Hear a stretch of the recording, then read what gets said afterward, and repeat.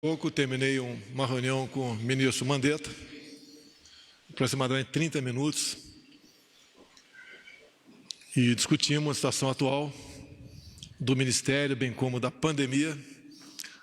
Uma conversa bastante produtiva, muito cordial,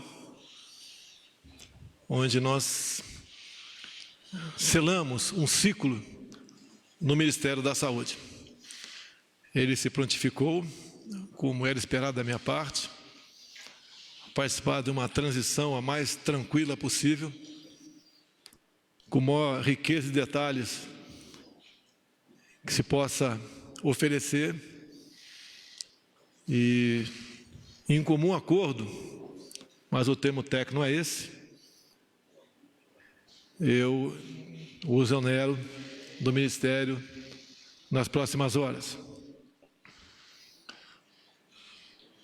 Foi realmente um divórcio consensual, porque acima de mim, como presidente, e dele como ainda ministro, está a saúde do povo brasileiro. A vida, para todos nós, está em primeiro lugar. A questão do coronavírus se abate sobre todo o mundo e cada país tem as suas especificidades. Como bem disse o chefe da OMS, o Brasil não é diferente. Como presidente da República, eu coordeno 22 ministérios.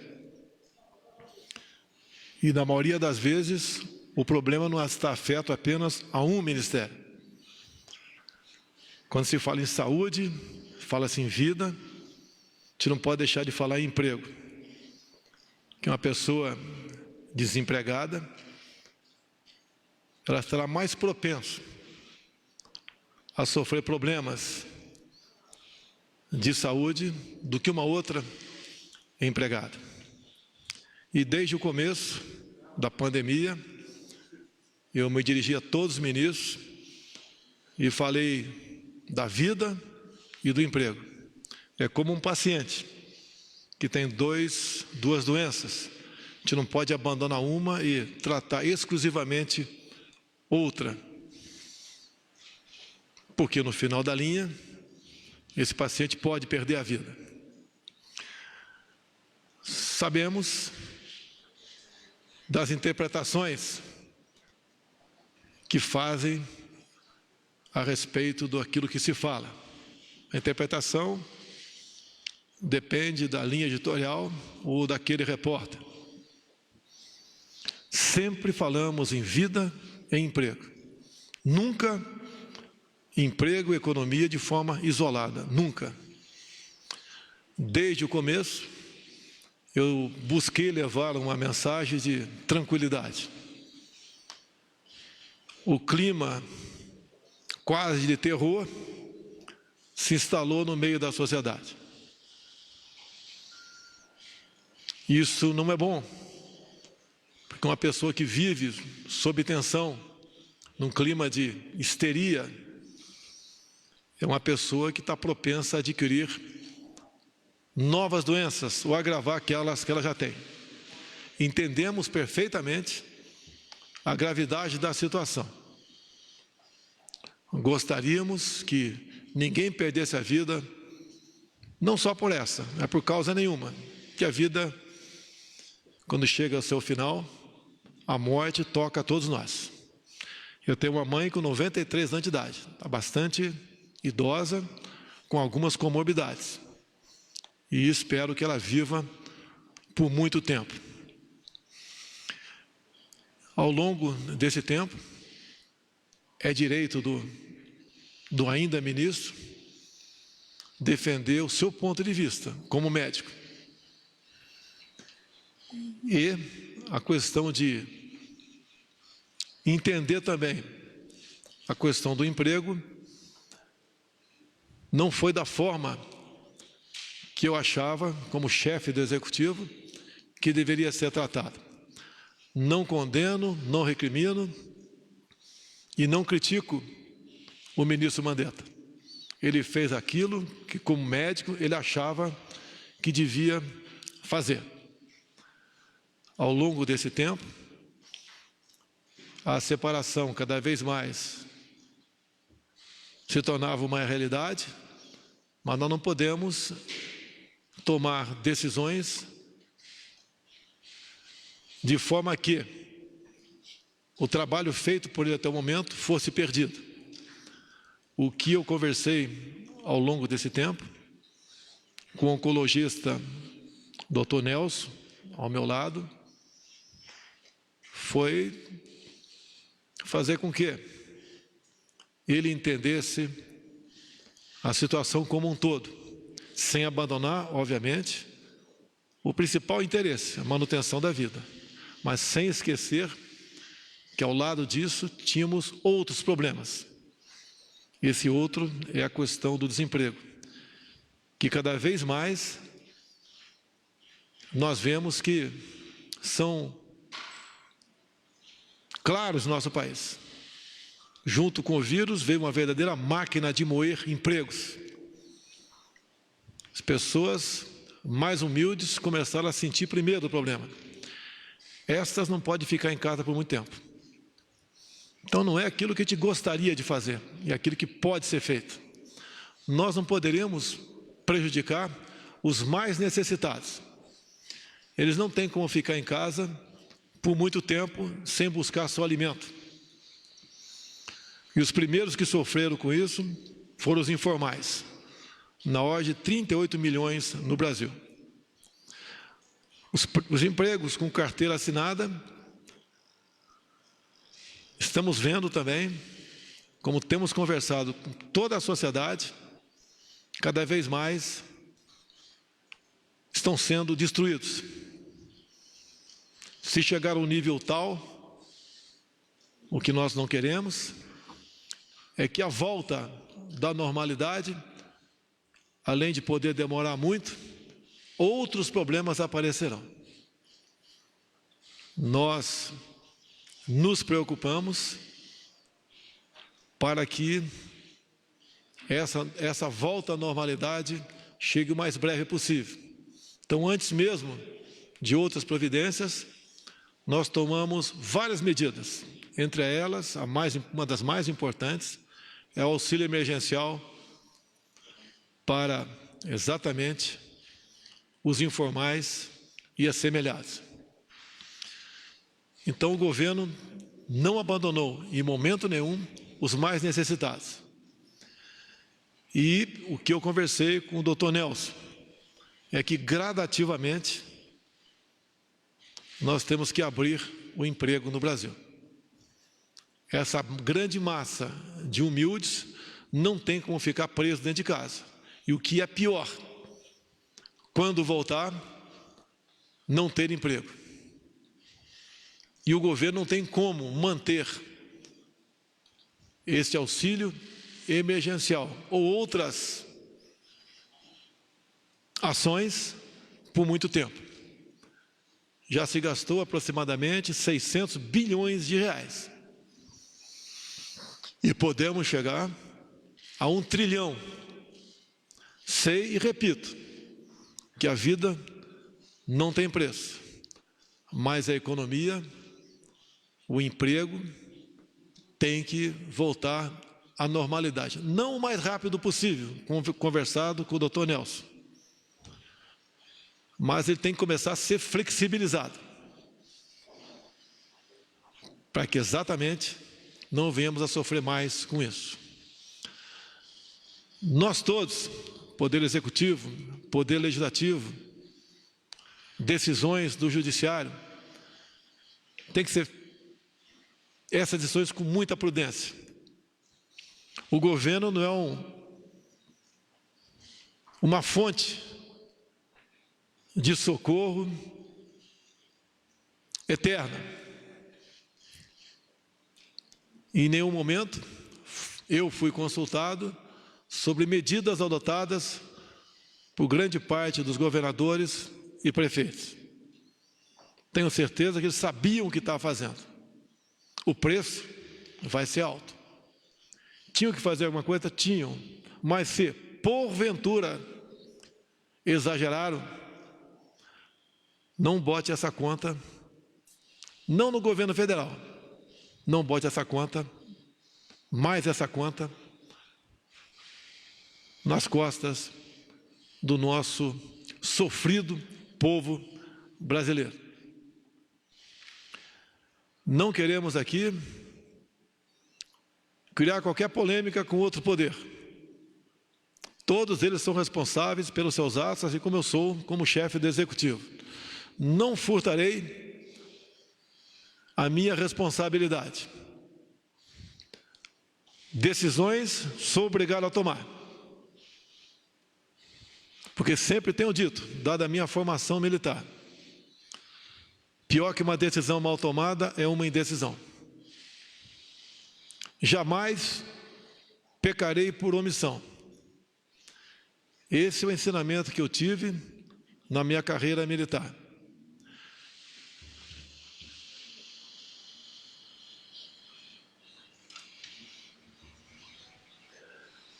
Essa será a minha linha de atuação.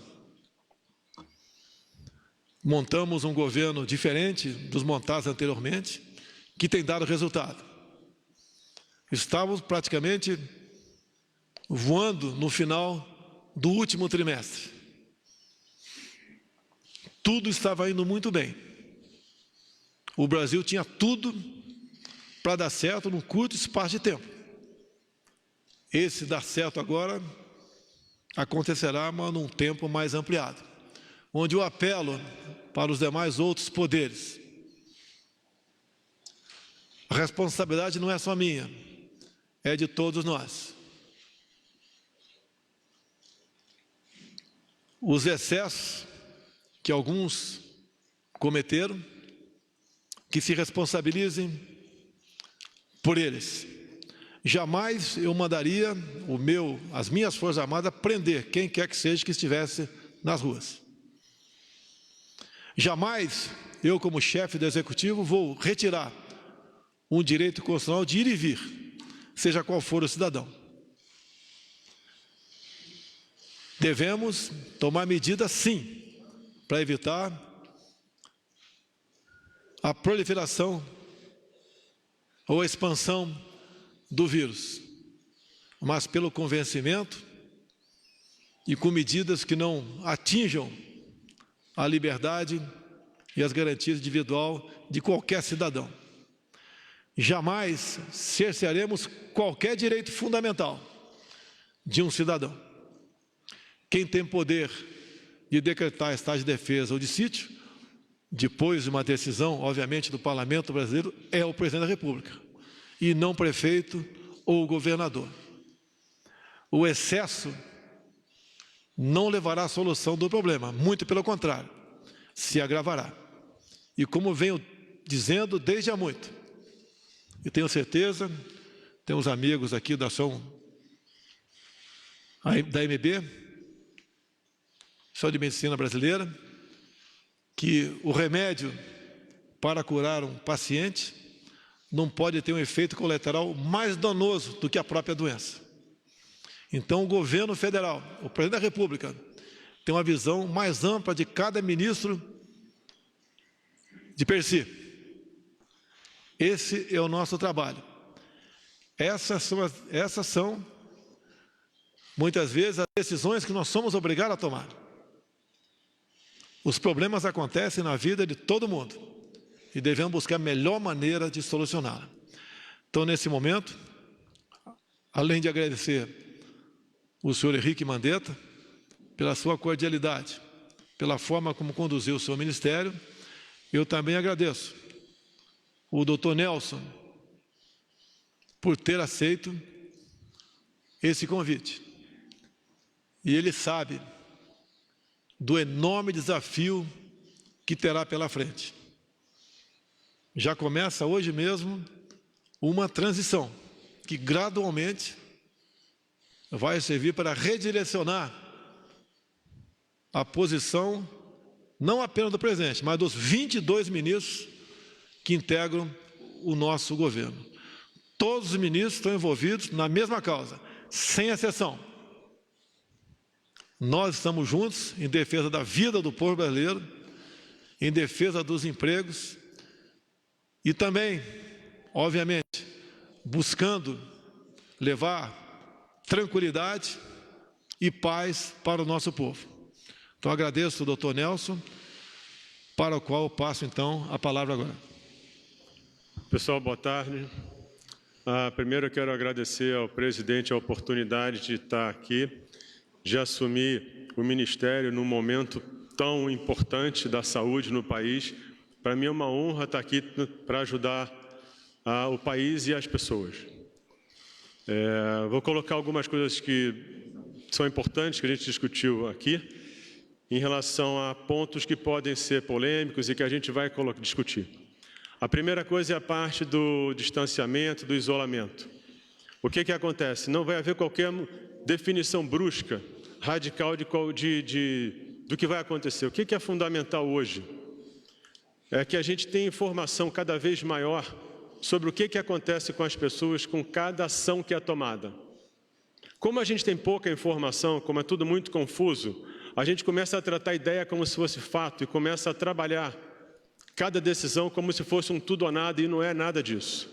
O que é fundamental é que a gente consiga enxergar aquela informação que a gente tem até ontem, decidir qual é a melhor ação, entender o momento e seguir nesse caminho de definir qual a melhor forma de isolamento, distanciamento.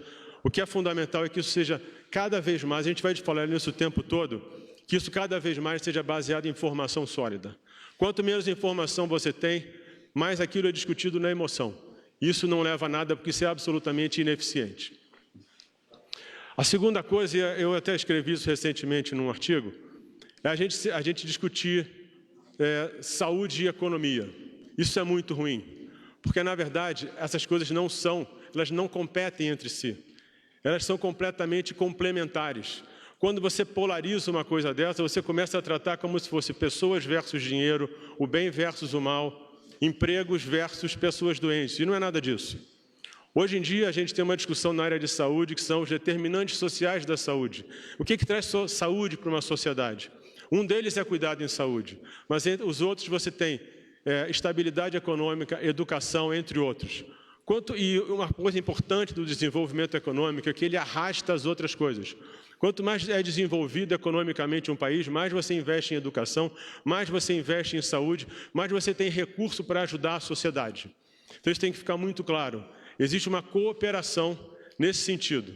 Porque quando a gente fala, às vezes a gente fala em emprego, e o emprego às vezes ele é necessário, mas quando a gente não aprofunda esse detalhe, se você não tem emprego, isso quer dizer que a economia, que você tem pouco recurso. Esse pouco recurso vai influenciar quanto você vai investir em infraestrutura, quanto você vai investir em educação. Isso tem um impacto enorme na qualidade de vida e na expectativa de vida de uma sociedade. O que é importante é que a gente vai trabalhar isso tudo com um detalhamento fundamental para que a gente entenda o que está acontecendo e tome as ações e as políticas necessárias. Um outro ponto é a parte de tratamento. A gente tem as vacinas, a gente tem os medicamentos. O que é importante aqui? Tudo aqui vai ser tratado de uma forma absolutamente técnica e científica. E você vai disponibilizar o que existe hoje, em termos de vacina, em termos de medicamento, dentro, essencialmente, o ideal, dentro de coisas que funcionem como projetos de pesquisa. Porque isso vai permitir que você colhe o maior número possível de informações no espaço mais curto de tempo. Isso vai te ajudar a entender o que faz diferença ou não para as pessoas, para os pacientes e para a sociedade. Isso é um compromisso que a gente tem. Entender claramente o que está acontecendo, não só no Brasil, no mundo, em relação a tudo que representa cuidar dessas pessoas. Um outro ponto que é fundamental é a gente trabalhar uma área de dado e inteligência. Porque, como eu coloquei antes, a gente tem que entender cada ação que a gente toma. Quando você tem muita incerteza, como é o momento de hoje, cada coisa que você faz hoje, você na verdade não tem certeza do que vai acontecer amanhã. Colher esse dado ao longo do tempo é fundamental. Mas é importante que esse dado seja colhido e as pessoas colaborem, que elas entendam que isso é uma coisa normal. E quando a gente fala em dado e informação, a gente não está falando só da Covid. Hoje, quando você tem a Covid, o que está acontecendo, por exemplo, com a oncologia? Se você tem uma redução da atividade econômica, você vai ter, talvez, diminuição da quantidade de clínicas de diagnóstico, clínicas de tratamento. Então, você pode ter menos gente sendo diagnosticada. Isso pode impactar muito na sobrevida das pessoas, no índice de cura das pessoas. Isso vale para a doença cardiovascular, isso vale para o câncer, isso vale para outras doenças, né? E, finalmente, eu acho que a gente tem que trazer agora, a gente tem que entender mais da doença. Porque quanto mais a gente entender da doença, maior vai ser a nossa capacidade de administrar o momento, planejar o futuro e sair dessa política do isolamento e do distanciamento, porque isso é fundamental. Porque as pessoas vão ter muita dificuldade em se isolar. A gente vive um momento único hoje, porque você tem o isolamento com um volume enorme de informação. É um mundo completamente novo, a gente nunca viveu isso, né? Então, como é que, e a gente vai estar aprendendo ao longo do tempo como é que isso se comporta. Então, e aí, para conhecer a doença, a gente vai ter que fazer um programa de teste. É fundamental que a gente tenha uma avaliação do que é essa doença hoje. Como eu falei, se você não domina aquilo, se aquilo não está na sua mão, você vira um barco à deriva. A gente vai assumir, conhecer a doença. Na hora que a gente começar a entender isso e conseguir definir políticas e ações, a gente assume o comando desse problema. E, em algum momento, isso vai se solucionar e a gente é que vai estar comandando isso. E é isso que a gente vai fazer. Então, esse programa de teste ele vai ter que envolver o SUS, a saúde suplementar, a iniciativa do empresariado, tem que fazer um grande programa, tem que definir qual é a melhor forma, como é que você vai fazer a amostra, que tipo de teste, se é paciente sintomático, se é assintomático, mas isso vai gerar uma capacidade de entender o momento, entender a doença e vai dar muito para a gente uma capacidade enorme de definir ações e conseguir controlar o que está acontecendo hoje e que isso aconteça o mais rápido possível. E, mais uma vez, eu agradeço a presença de vocês, a presença de todos, e deixar claro que existe um alinhamento completo aqui, entre mim, o presidente e todo o grupo do Ministério, e que realmente o que a gente está fazendo aqui hoje é trabalhar para que a sociedade retome de forma cada vez mais rápida uma vida normal, e a gente trabalha pelo país e pela sociedade. É isso aí. Obrigado. Obrigado a todos e que Deus abençoe o nosso Brasil. Obrigado. Está encerrado este pronunciamento. Muito obrigada a todos. Nós acompanhamos ao vivo, direto do Palácio do Planalto, o pronunciamento do presidente Jair Bolsonaro. Ele anunciou o novo ministro da Saúde, Nelson Tait, que substitui Luiz Henrique Mandetta. Continue agora com a programação da TV Brasil e siga bem informado também pelas nossas redes sociais.